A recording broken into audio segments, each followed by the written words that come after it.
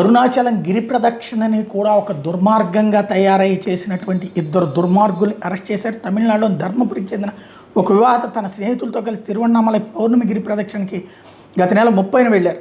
ఆ రోజు రాత్రి గిరి ప్రదక్షిణ పూర్తి చేసుకుని ద్విచక్ర వాహనాల్లో బయలుదేరారు.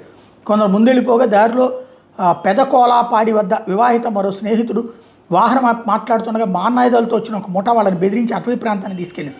వివాహిత మీద సామూహిక అత్యాచారానికి పాల్పడ్డారు. ఆ తర్వాత వాళ్ళ దుస్తులు లాక్కుని ఇద్దరిని నగ్నంగా వీడియో తీశారు. మర్నాడు ఆ వీడియోని వివాహితకు పంపి 1,00,000 డిమాండ్ చేశారు.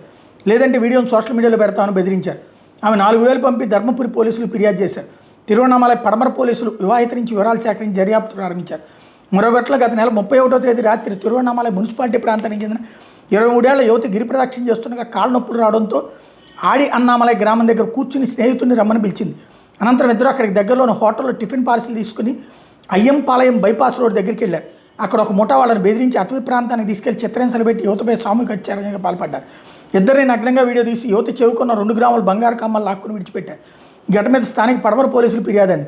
ఈ నేపథ్యంలో పోలీసులు 5 బృందాలుగా ఏర్పడి దర్యాప్తు ప్రారంభించారు. మొత్తం 11 మంది ఉన్నారని గుర్తించారు.